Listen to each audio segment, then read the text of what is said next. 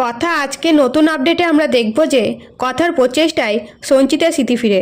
বিস্তারিত জানতে সম্পূর্ণ ভিডিওটি লাইক দিয়ে দেখতে থাকুন।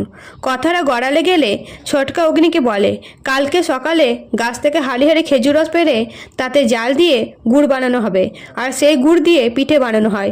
তখন কথা বলে যদি এসব দেখতে চান তাহলে সকাল সকাল উঠতে হবে। তখন ছোটকা বলে হ্যাঁ, ভোরবেলা 3:30 সময় উঠতে হবে, না হলে গাছ থেকে খেজুর রস পাড়া দেখতে পারবি না।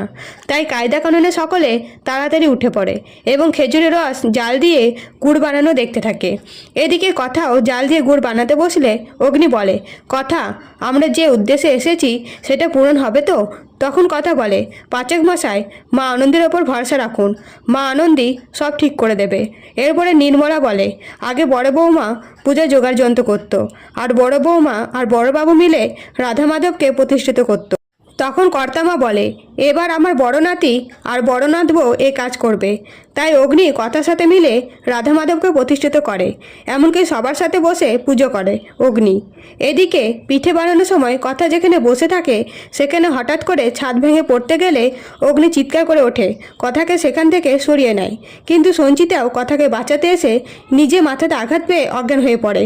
তখন কথা কান্নায় ভেঙে পড়ে এবং খুব কষ্ট পেতে থাকলে অগ্নি কথাকে শান্ত করে এবং পুজো ভালোভাবে সম্পূর্ণ করতে বলে।